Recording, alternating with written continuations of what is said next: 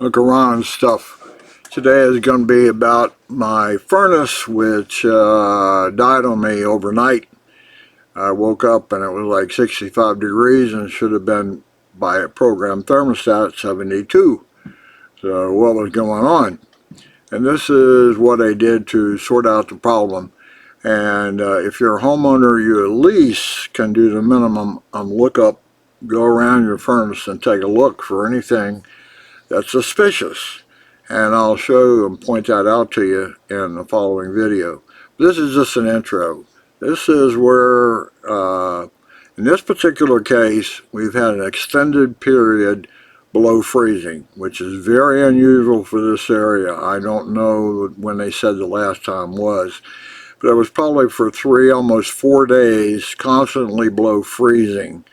And things just aren't installed and designed around here for that sort of extended freeze period. In other parts of the country they are, but not here. So that was a tip-off to me. Something was maybe frozen up because of the extended period of time. Anyway, I will show you that in the next video.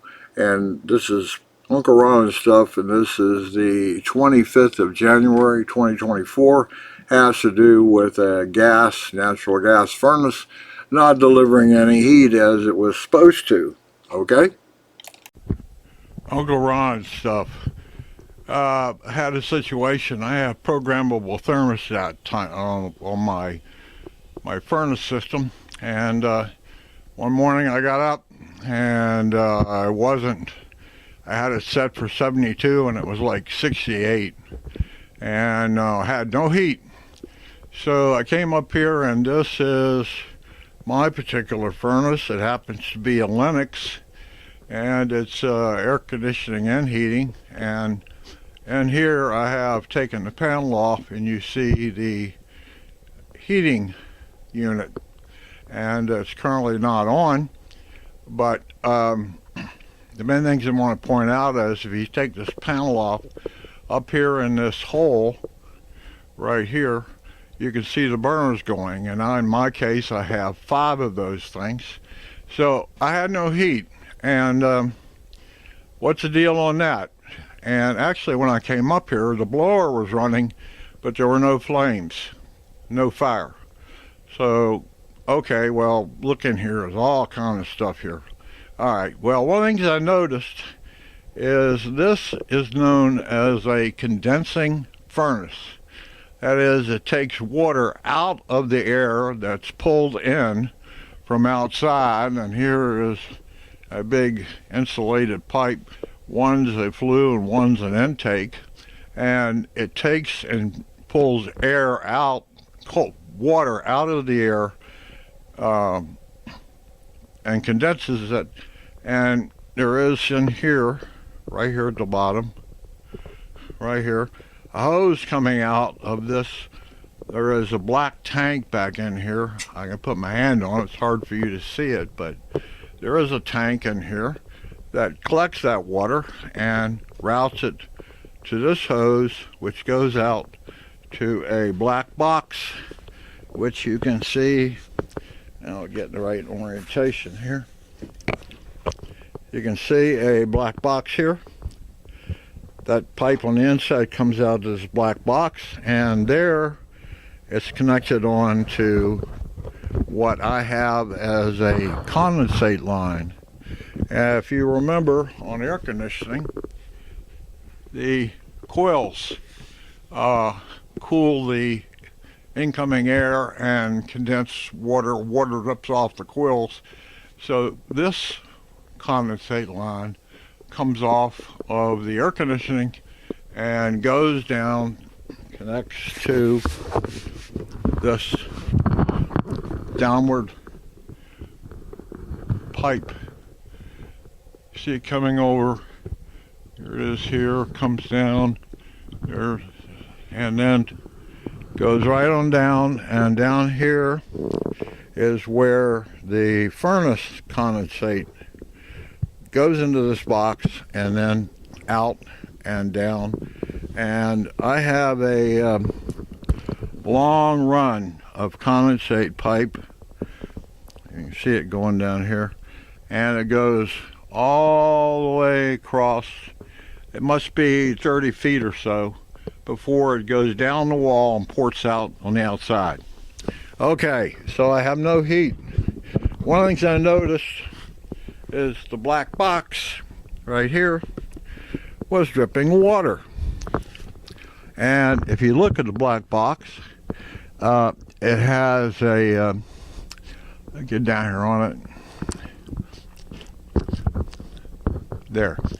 It has a connector here, so if you wanted to connect a condensing pipe on this end, you can. There was one on the other side, and that's obviously the one they used. But there's also down here on either side these rubber nipples, and if you look close enough, it'll say clean out. That's what these little guys are for. And it was dripping water from there.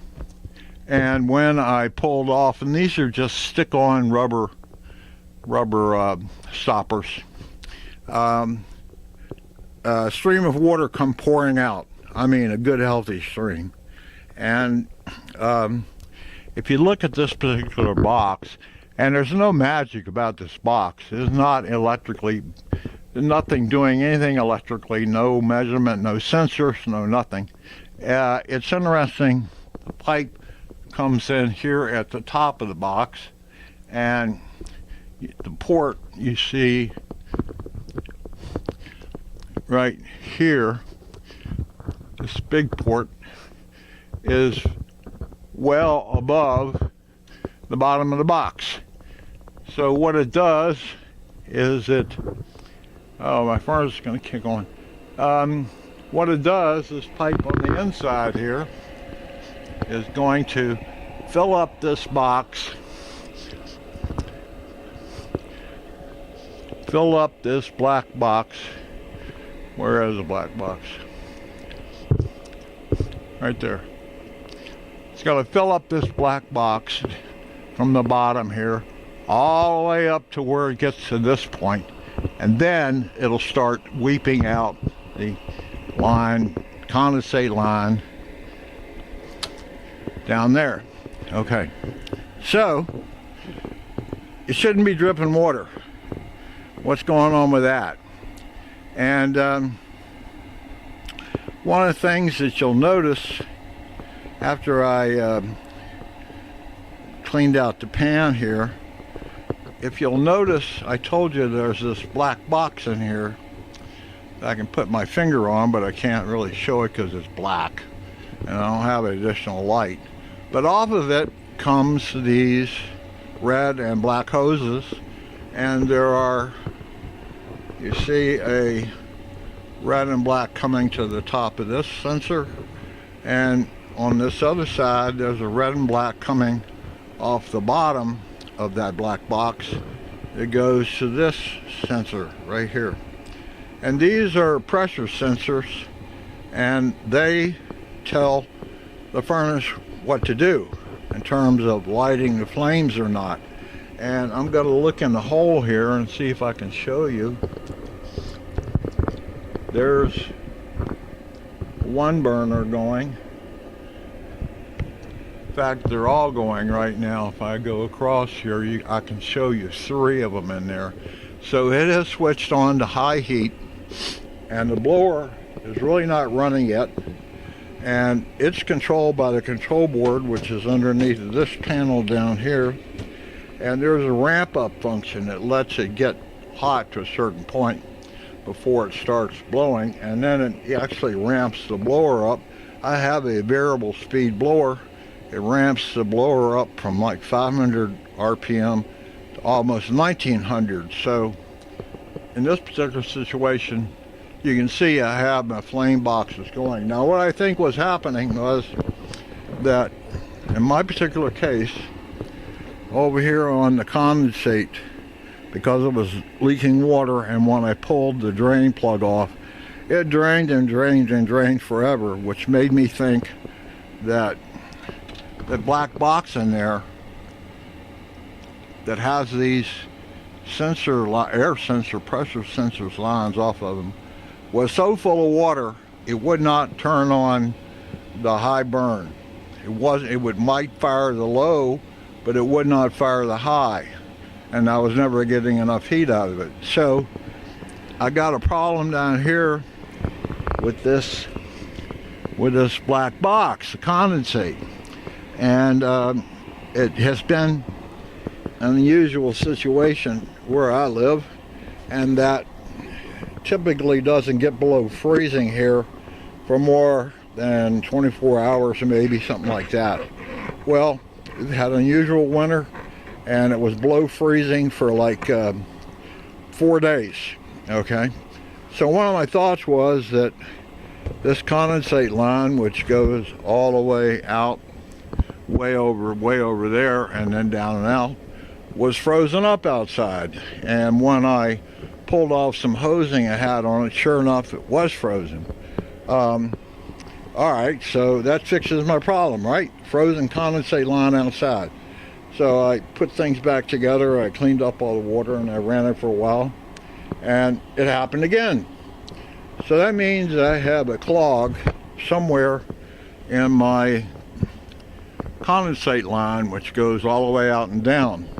Now, most furnaces will have a port like this, and you can simply pull it out and pour water down in there.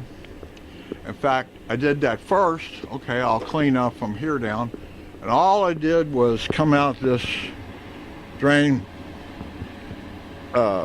clean out down here on my black box, which means I definitely had a clog in that line going all the way down. Now, in this particular case, besides this one, there's also another one over there. You'll see there is a P-trap here. This black hose thing is a P-trap, and that's to keep various insects or anything from getting into it. Anyway, I had a clog in this line, and I don't have a good way to fly. I don't have an air compressor that would fit this. Again, this other one over here is the same kind of way. You can take the top off of it. I can't get it off right now. But the point was, I didn't have any way to flush that line out, and I was pretty convinced that the whole thing had to do with this black box in the back filling it with water, and these particular switches were not allowing high heat to come on. And I don't know if I can show you or not.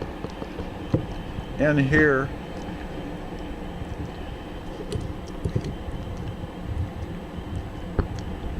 there, you can see that green light.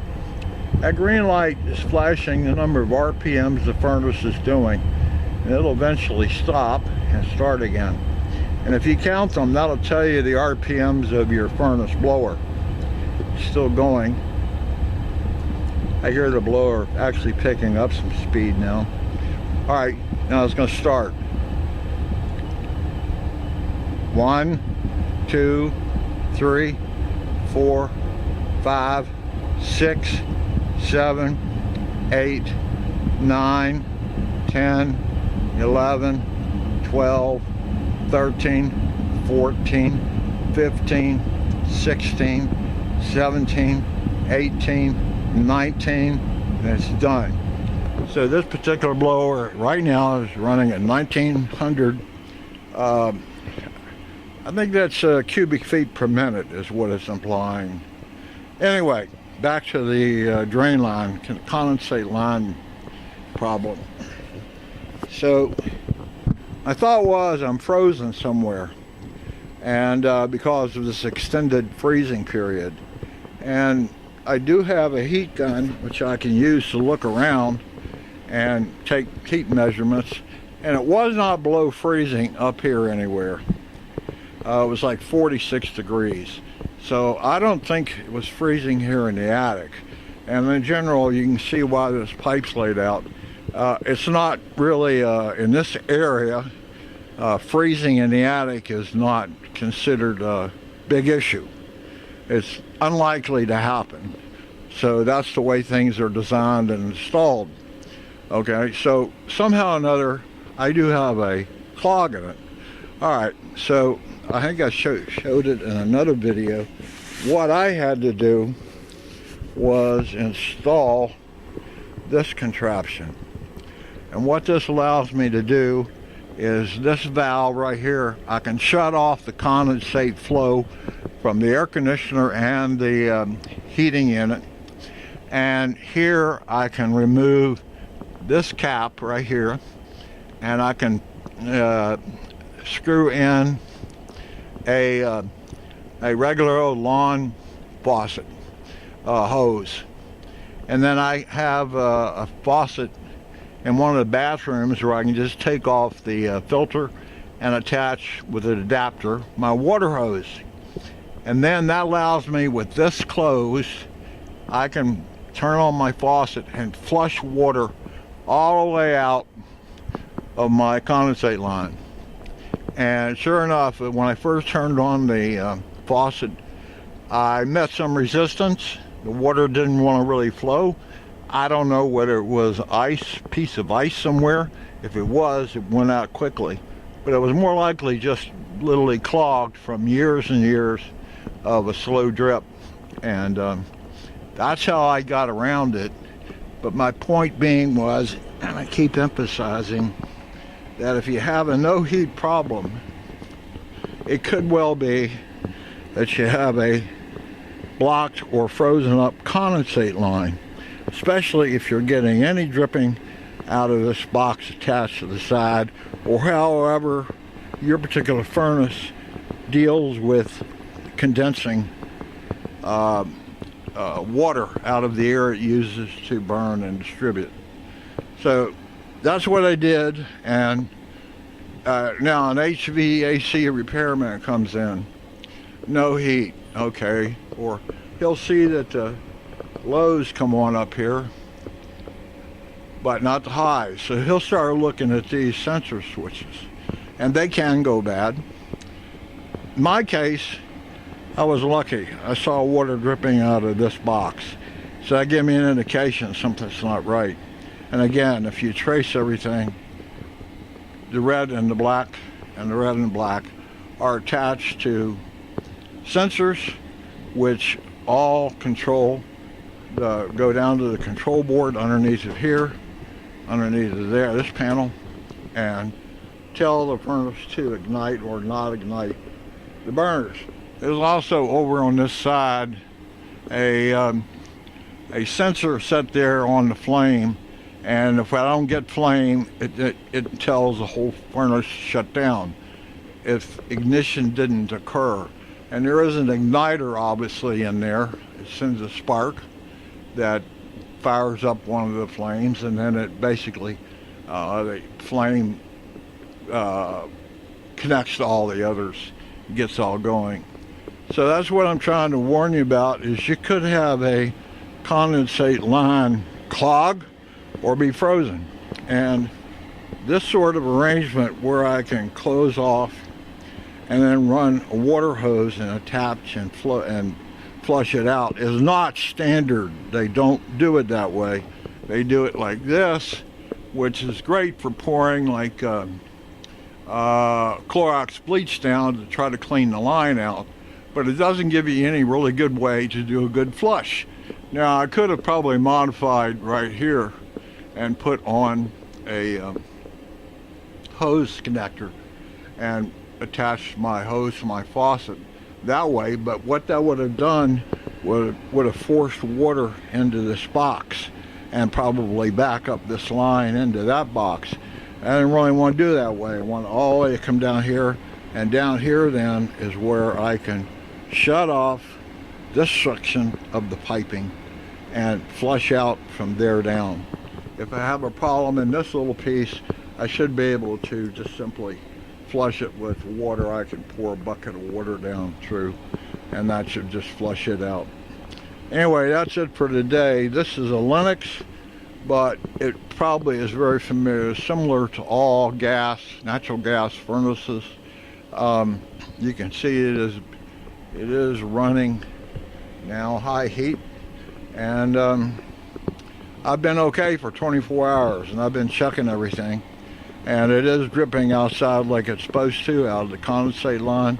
I have no leaks up here, and I think that's it for this one. This is again a Lennox, and you get a fewer view of it. I showed you the port down there where you can count the cubic feet per minute, and I think the blower is shutting down. No, it's still got burners going up there.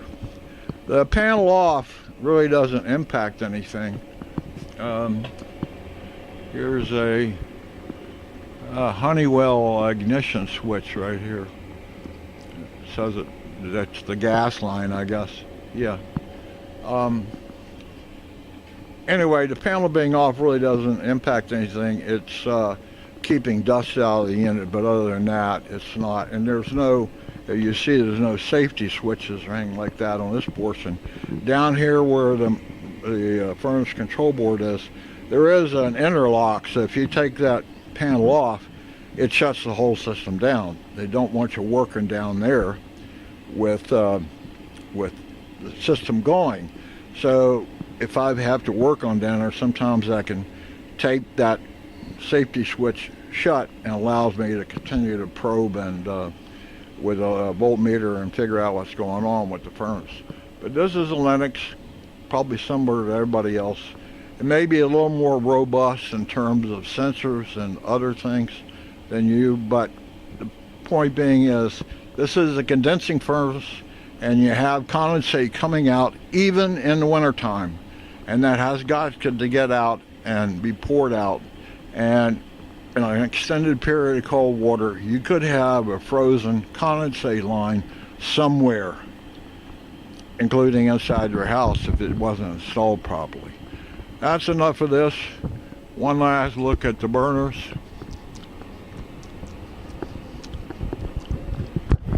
Oh, they have switched off now, and I don't know if you can hear it, but the blower is now coasting down. If I were to look in this hole, you would see the cubic feet per minute is dropping. So it went through a cycle, went through a heat cycle, and it met the temperature inside, which is set at 72. Okay, that's it for today. There was a note up here. I do have a fan float shutdown. There's a pan at the bottom.